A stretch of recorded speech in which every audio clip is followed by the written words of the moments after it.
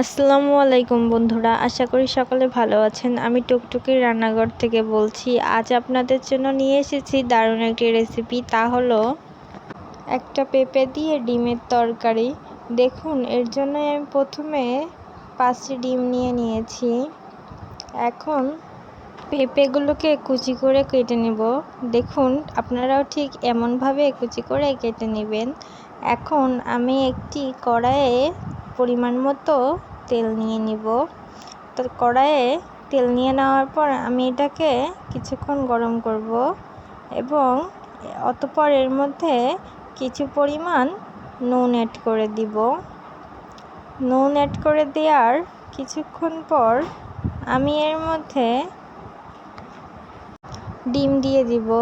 তবে এই সময় ডিমের মধ্যে কিছু পরিমাণ হলুদ লাগিয়ে নেবেন, এতে করে ডিমের কালারটা সুন্দর আসবে।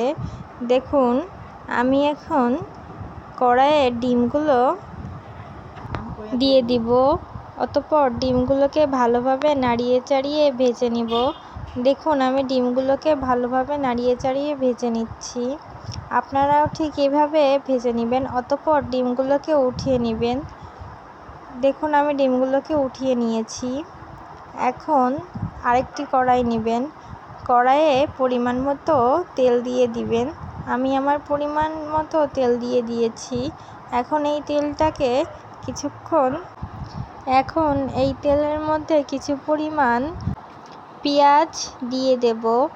অতঃপর 3 টেবিল চামচ কাঁচামরিচও সাথে দিয়ে দিব। দেখুন, আমি কাঁচামরিচ দিয়ে দিয়েছি। কাঁচামরিচ দেওয়ার পর কাঁচামরিচ এবং পেঁয়াজকে খুব ভালোভাবে নাড়িয়ে চাড়িয়ে মিশিয়ে নেবেন। খুব ভালোভাবে নাড়িয়ে চাড়িয়ে মেশানোর পর এর মধ্যে কিছু পরিমাণ হলুদ দেবেন এবং সবগুলো উপকরণকে আবার খুব ভালোভাবে নাড়িয়ে চাড়িয়ে মিশিয়ে নেবেন। অতঃপর এর মধ্যে কিছু পরিমাণ লবণ দিবেন এবং আবার ভালোভাবে নাড়িয়ে চাড়িয়ে মিশিয়ে নেবেন। দেখুন, আমি সব কিছু খুব ভালোভাবে নাড়িয়ে চাড়িয়ে মিশিয়ে নিচ্ছি। অতঃপর এই কাজটা অবশ্যই আপনারা লো হিটে করবেন। দেখুন, আমি ভালোভাবে নাড়িয়ে চাড়িয়ে মিশিয়ে নেওয়ার পর এর মধ্যে উক্ত পেঁপেগুলো দিয়ে দিলাম। এখন পেঁপেগুলোকে মশলার সাথে খুব ভালোভাবে নাড়িয়ে চাড়িয়ে মিশিয়ে নেবেন। দেখুন, আমি খুব ভালোভাবে নাড়িয়ে চাড়িয়ে মিশিয়ে নিচ্ছি।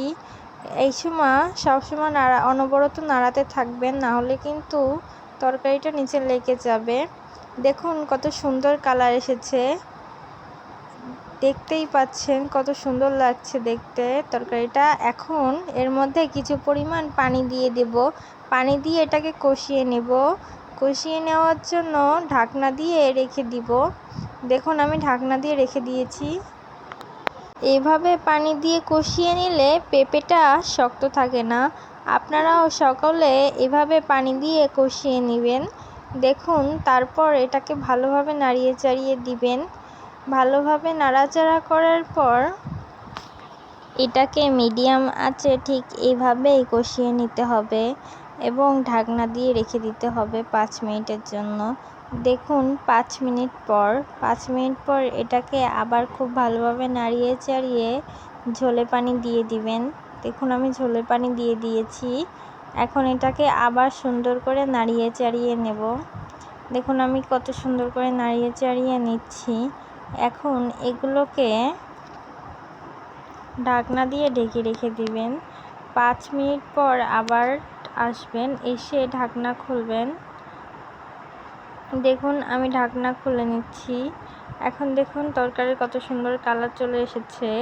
এই পর্যায়ে আপনারা উক্ত ডিমগুলো দিয়ে দিবেন।